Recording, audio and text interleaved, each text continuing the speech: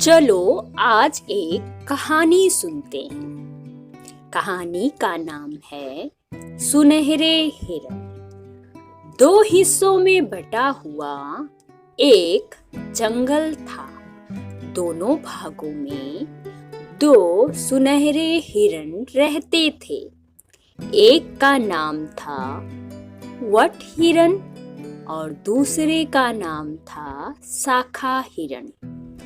दोनों का अपना अपना दल था। काशी नरेश को हिरन के शिकार का बहुत शौक था। वह समय असमय अपने सैनिकों को लेकर शिकार करने निकल जाते। सभी सैनिक उससे बहुत परेशान थे। एक दिन उन लोगों ने सोचा कि क्यों ना सारे हिरणों को घेर कर राजा के बाग में इकट्ठा कर दिया जाए। इससे हम समय असमय शिकार पर जाने से तो बच जाएंगे। अगले दिन उन्होंने वैसा ही किया। अब राजा का जब मन करता बाग में पहुंच जाता और हिरणों का शिकार करता। धीरे धीरे हिरणों की संख्या घटने लगी, किंतु राजा उन दोनों सुनहरे हिरणों को नहीं मारता था। एक दिन दोनों सुनहरे हिरणों ने आपस में विचार विमर्श किया और राजा के पास जाकर बोले, महाराज, यदि आप इसी तरह शिकार करते रहेंगे तो हमारा वंश ही समाप्त हो जाएगा। इसलिए हम आपके पास रोज एक हिरन भेज दिया करेंगे। इस तरह से आपका भी काम चल जाएगा और हमारी भी संख्या बनी रहेगी। राजा को उन हिरणों का विचार अच्छा लगा। उन्होंने तुरंत मंजूरी दे दी। रोज एक हिरन राजा के पास शिकार होने जाने लगे।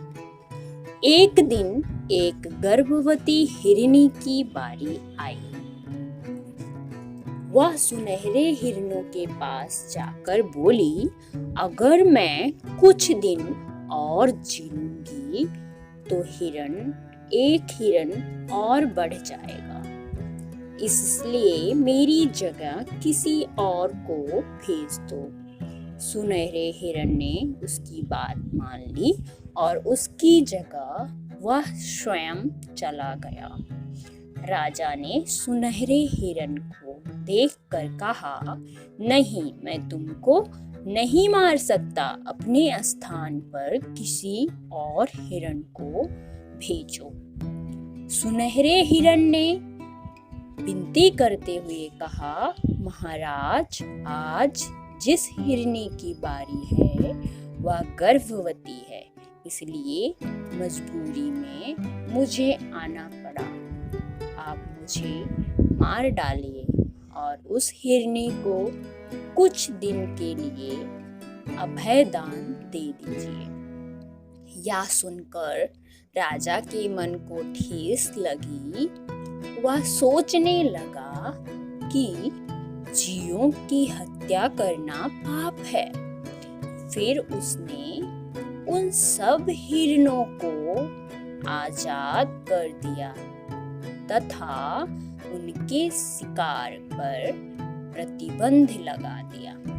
जंगल के सारे जीव निर्भीक होकर आनंद पूर्वक जीवन बिताने लगे। इस कहानी से हमें यह शिक्षा मिलती है कि हमें भूल कर भी जीव जंतुओं को परेशान, हैरान नहीं करना चाहिए।